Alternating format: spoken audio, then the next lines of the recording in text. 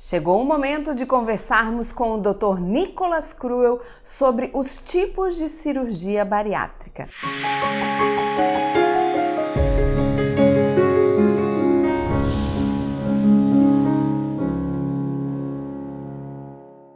Olá, doutor, tudo bem? Tudo bem, Ciane? Quais são os métodos que são utilizados atualmente? Atualmente nós temos várias técnicas cirúrgicas para serem realizadas. Porém, as duas mais feitas, tanto no Brasil quanto no mundo, é o bypass e o sleeve. O bypass gástrico ele consiste numa técnica que é desabsortiva e restritiva, uma técnica mista, onde a gente faz uma ressecção, deixa um pedaço pequeno do estômago e acaba fazendo um desvio do intestino, fazendo com que um alimento chegue mais à frente e com isso essa porção do intestino não absorva esse alimento. Já o sleeve, ele já consiste em uma técnica estritamente restritiva, onde a gente acaba retirando em torno de 90% do estômago. A gente fica com um volume aproximado de 200 ml do estômago. E como é que a gente decide? Como é que vocês olham para aquele paciente e decidem qual é a técnica que vai ser utilizada? Tem a ver com a saúde desse paciente? Cada paciente ele é individualizado. Nós sempre temos que ter essa decisão em conjunto, tanto o cirurgião quanto o paciente. Então a gente tem que chegar num acordo e ver como é que esse paciente, o que ele tem de comorbidades, qual o perfil desse paciente. O paciente que tem um perfil de ser beliscador, por exemplo, o sleeve não é uma técnica tão recomendada a esse paciente. Ou o paciente ele tem um diabetes muito descompensado, muito importante, então o bypass já é uma técnica mais recomendada a esse paciente. Então isso sempre vai depender do tipo e do perfil do paciente. Quanto tempo, doutor, demora cada tipo de cirurgia? Claro que com o tempo, com os anos adquiridos, a gente vai sempre diminuindo esse tempo cirúrgico, né? O bypass a gente leva em torno de 1 hora e 10, né? Já o sleeve em torno de 40, 50 minutos de cirurgia. Obviamente que o paciente, se a gente contar desde que entra no centro cirúrgico até sair, até ser preparado, ser realizada a anestesia, depois no pós-cirúrgico, ele fica em torno de 3, 4 horas no centro cirúrgico. E qual é o tempo de recuperação de uma e da outra? Todos os pacientes eles acabam ficando em torno de 48 horas no hospital. Eles internam no dia da cirurgia, ficam 2 dias no hospital e vão para casa. As 2 primeiras semanas são fundamentais, tanto na recuperação quanto na própria ingesta líquida que ele está reaprendendo a comer, a se alimentar. Então ele vai ficar numa dieta líquida restrita por 15 dias.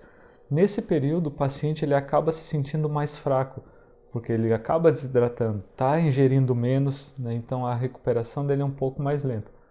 Quando muda para uma dieta pastosa, já começa a ter um aporte calórico maior, onde ele vai começar a se sentir mais disposto, mais forte, e já está apto a voltar às atividades. Em relação a atividades físicas, academias, natação, a gente sempre pede após 30 dias da cirurgia. Doutor, eu acho que a pergunta que sempre está na cabeça do paciente é: quais são os riscos, dessa cirurgia, tanto de uma técnica como da outra técnica? Os riscos, claro que com o avanço da medicina, se a gente for comparar quando começou as cirurgias e hoje evoluiu muito. Nós usamos grampeadores cirúrgicos onde são realizadas 3 linhas de suturas. Então a chance de romper essas linhas é muito baixa. Porém, risco sempre tem. Na medicina não é exatas, não existe o 0 nem o 100%. Então, de cada 1.000, 10.000 pacientes, um vai complicar, um vai ter risco. Por mais que tu faça sempre o mesmo procedimento, sempre a mesma técnica, sempre os mesmos passos, tem essa porcentagem de acontecer. O principal risco é a fístula. Fístula é um buraquinho na linha de grampeamento. Então isso normalmente ocorre ali nos 10 primeiros dias. É claro que até 30 dias pode ocorrer isso. Normalmente é por pressão, Então a gente passa uma dieta, porém o paciente acaba não respeitando essa dieta, uma dieta líquida restrita no começo, acaba forçando. O ideal é estar nos 50 ml cada 20, 30 minutos. Aí passa para uma quantidade, uma ingesta maior, vai forçar essa linha de grampeamento, vai achar um ponto de fraqueza e pode acabar acontecendo essa fístula.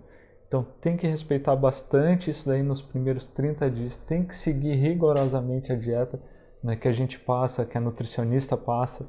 Então tem que estar sempre em conjunto para não ter e minimizar esses riscos. Claro que se a gente for ver chance de óbito nesses pacientes, tem, né? Só que hoje é muito mais diminuído. Chance de trombose, de embolia, pode ter também, então a gente tem que ter cuidado. A cirurgia em si, eu sempre falo para os pacientes, é uma cirurgia fácil. O paciente não é fácil.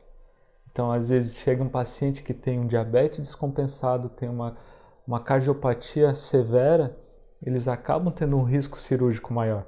Então, os passos sempre serão os mesmos, só que cada paciente tem as suas comorbidades. Muito obrigada, Dr. Nicolas, por esses esclarecimentos. E nós ficamos por aqui. Se você gostou, deixe seu like, ative o sininho inscrito no canal e acompanhe todas as novidades. Nós estamos no Instagram, no @nkbariátrica, no Facebook, @nkbariátrica. NK Bariátrica, sua saúde no peso certo.